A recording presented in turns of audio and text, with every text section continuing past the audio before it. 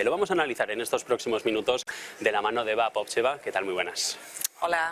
Bueno, a partir de ahora, el Consejo, los jefes de Estado y de Gobierno han dado la luz verde, los 27 están de acuerdo, hay quórum, fumata blanca. ¿A partir de ahora qué? Pues efectivamente, de hecho no tendría este asunto que pasar por el Consejo Europeo, sino realmente es un asunto más bien legislativo, para decirlo así, para el Consejo de la Unión Europea, que son los ministros, porque ahora se tendría que sentar con nosotros, con el Parlamento Europeo, que tenemos que dar nuestro consentimiento. Pero eso los jefes de Estado nos lo suelen hacer mucho en estos temas así un poco más complicados, es decir, prácticamente ha sido tan difícil encontrar este acuerdo que cuando se tiene que sentar con el Parlamento Europeo nos dicen que o tenemos que acogernos a este acuerdo o que básicamente no se puede hacer mucho más. Son 50.000 millones a través del marco financiero plurianual hasta 2024-2027, si no me equivoco. Son 17.000 en transferencias, 33.000 a través de créditos. ¿Eso Europa cómo puede canalizarlo de una manera rápida? Esto, digamos, es este instrumento para financiar a Ucrania, sí, está fuera del presupuesto de la Unión Europea. Ahí es donde el Parlamento Europeo no, digamos que tenemos algo que decir, pero ahí va a ser muy difícil porque son contribuciones de los Estados miembros. Y efectivamente, cómo se va a canalizar, ya tenemos programas de la Unión Europea para la financiación de infraestructuras y después también para defensa de Ucrania, y a través de estos programas, de estos instrumentos, se va a canalizar la ayuda, así que los instrumentos ya los tenemos en la infraestructura, así que se puede hacer de forma bastante rápida. Por eso este acuerdo ha sido tan importante, porque Ucrania evidentemente necesita nuestra ayuda. Esta guerra está poniendo en riesgo total la sostenibilidad financiera de todo un país. Mejor financiera que ayuda militar directa. Esta ayuda financiera también en parte va a ir en claro, ayuda militar, obviamente en armas, etcétera. Conseguir un quórum se hace cada vez más difícil aquí en Bruselas. Los 27 se tienen que poner de acuerdo y cada uno va con sus intereses. Estamos en este gran año 2024, gran ciclo electoral. También al Parlamento Europeo le afecta, pero no sé hasta qué punto estos poderes de veto que tienen algunos países tienen sentido dentro del organigrama actual de la Unión. Efectivamente, eso es un gran problema que tenemos, que en muchos sectores, por ejemplo, cuando se trata de imponer sanciones a Rusia por la guerra en Ucrania, o cuando se trata pues, de cuestiones de política fiscal, etcétera, pues tenemos la unanimidad en el Consejo. Esto significa que todos los Estados miembros, cada uno, pues tiene un veto. Y esto es lo que desde el Parlamento Europeo y nosotros desde nuestro grupo parlamentario, los liberales, pues venimos pidiendo desde hace muchísimo tiempo que hay que acabar con la unanimidad en el Consejo. Tenemos que ir hacia la mayoría cualificada, que es la que rige en la mayor parte de las decisiones que se toman aquí en la Unión Europea, y no tiene ningún sentido que en todo lo que es política exterior, política fiscal, etcétera, pues y también el presupuesto, que necesitemos la unanimidad entre los Estados miembros. De esta manera estamos dando la posibilidad a gente como Víctor Orbán pues de extorsionar al resto de los países de la Unión Europea. De hecho, precisamente esa unanimidad que tiene que existir en políticas tan vitales como la exterior para una unión, que es un bloque al final político-diplomático, y la fiscal es precisamente el foco de atención en el que hay que poner ahora los esfuerzos. Efectivamente, y es lo que nos frena y también nos hace un actor, digamos, geopolítico no creíble, porque muchas veces estos vetos, esta unanimidad no nos permite actuar de una forma rápida, reaccionar a lo que está pasando a nuestro alrededor, y en geopolítica, en todo lo que está ocurriendo a nuestro alrededor, es muy importante actuar de forma rápida, eficaz y unida. Europa, vamos al término más económico, que además usted es representante de la parte de asuntos económicos dentro del Parlamento Europeo.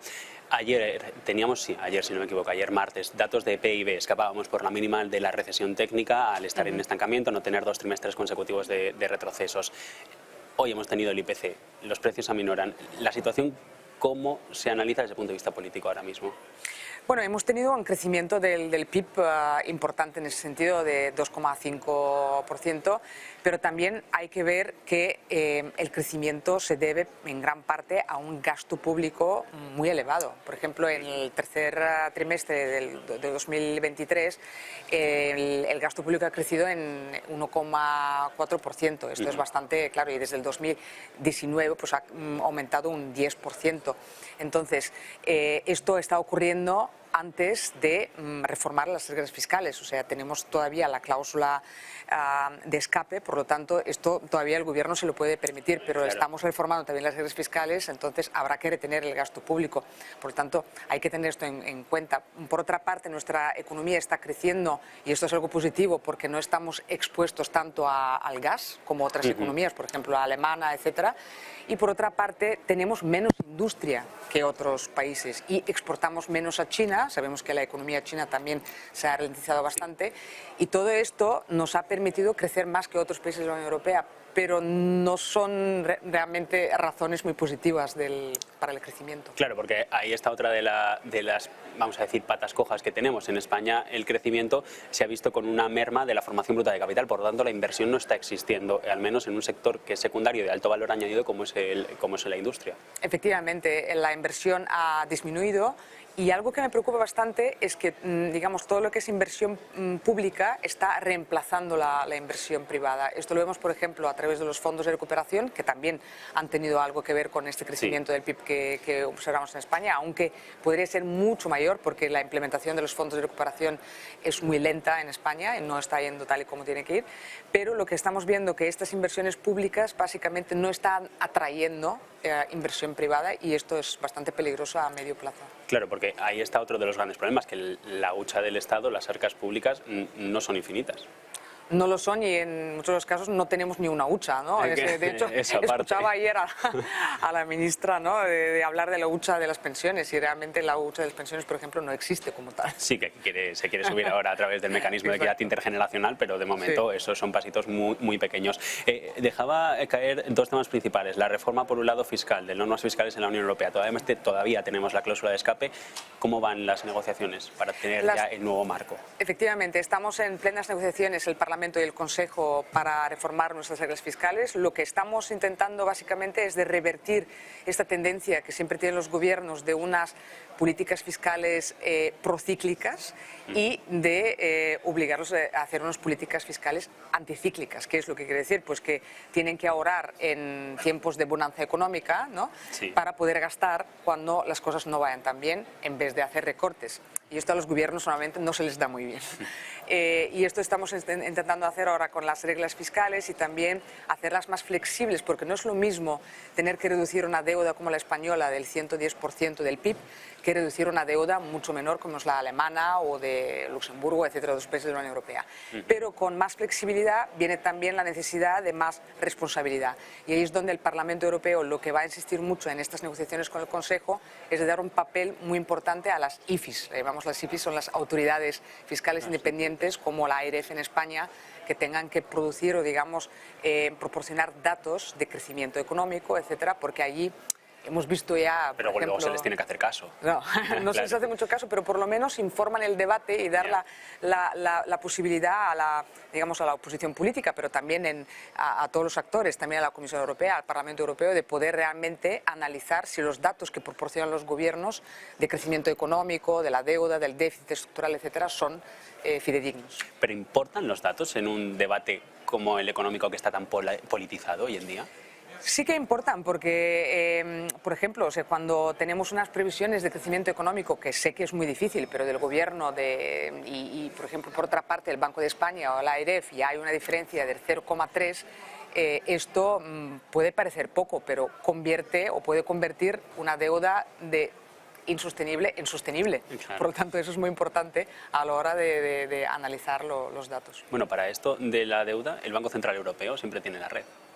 ¿Siempre tiene? La red preparada. Sí, siempre la tiene y esto, digamos, genera un poco el incentivo para los gobiernos de decir, Claro. bueno, hagamos lo que hagamos, pues el Banco Central Europeo va a estar ahí, nos va a salvar. Y yo creo que no son unos incentivos un poco peligrosos para la economía y para tener unas cuentas públicas saneadas.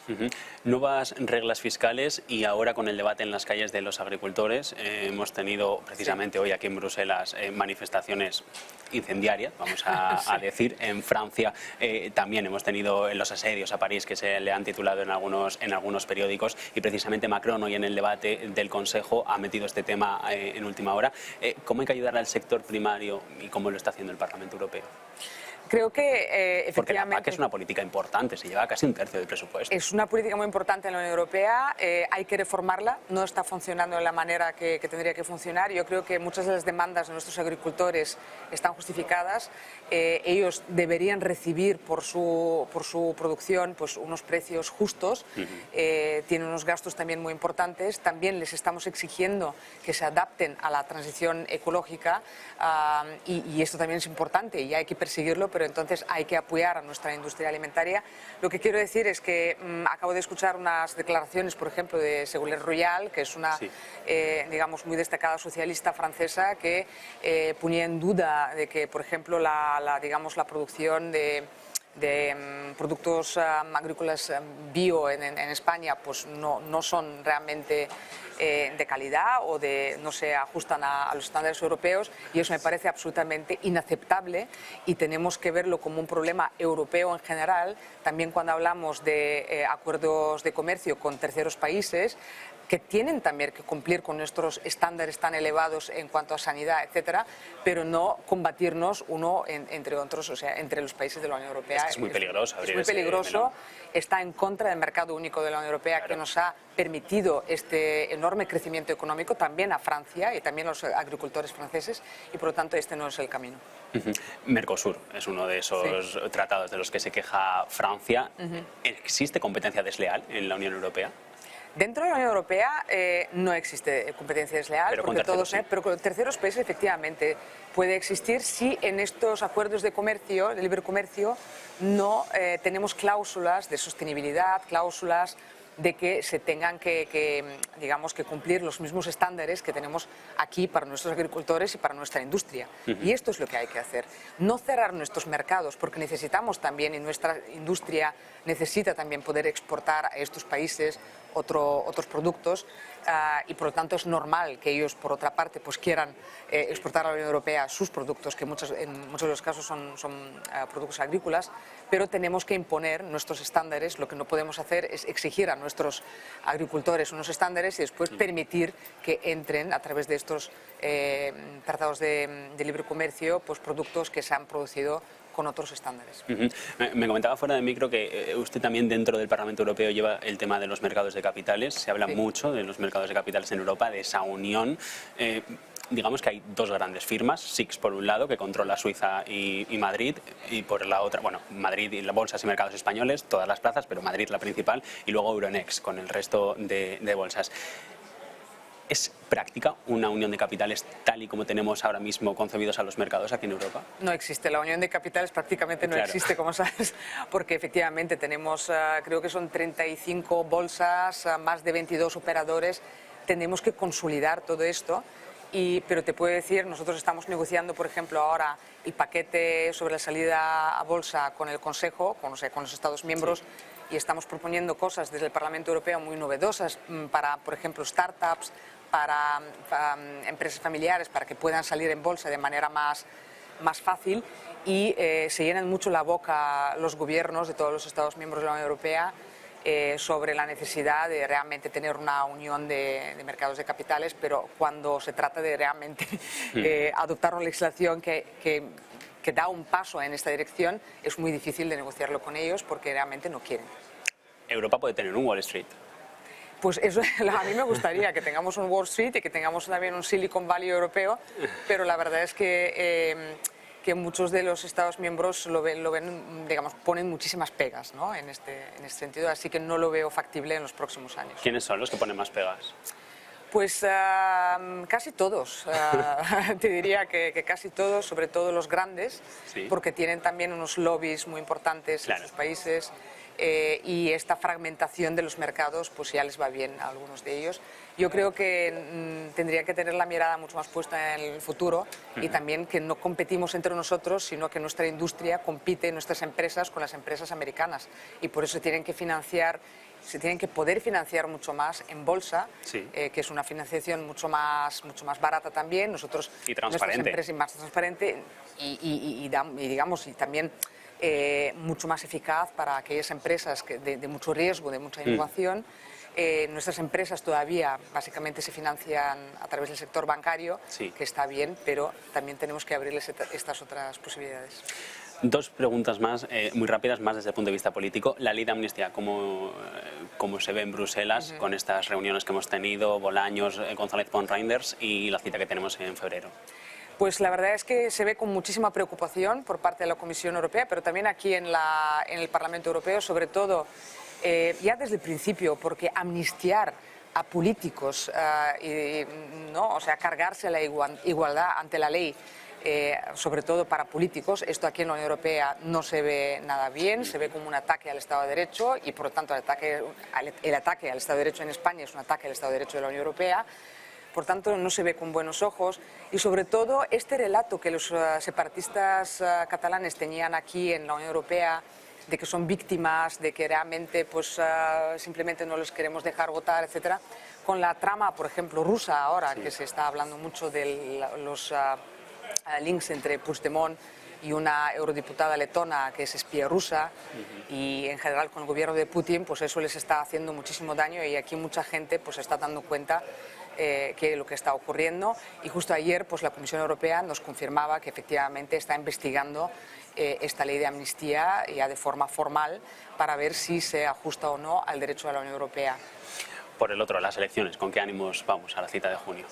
Bueno, vamos a unas elecciones complicadas porque va a haber muchísimo sentimiento euroescéptico, como vemos por ejemplo ahora con el tema de la agricultura, pero también en muchos otros aspectos. Digamos que partidos ultraconservadores en toda la Unión Europea piensan que van a tener digamos, mucho mejor resultados que en el Parlamento actual, por lo tanto va a ser un Parlamento Europeo bastante complicado, pero por otra parte estoy convencida, y esto es importante, que repitamos esta coalición que tenemos hasta ahora, los liberales, los socialdemócratas y el Partido Popular Europeo, para poder sacar adelante las políticas de la Unión Europea. Porque al final el Parlamento decide lo que deciden el resto de parlamentos. Exacto, también, o sea, aquí también digamos, se cocina mucha legislación que después se tiene que implementar en los Estados miembros. Pues con esto nos quedamos, Eva Popcheva, un placer. Muchísimas gracias.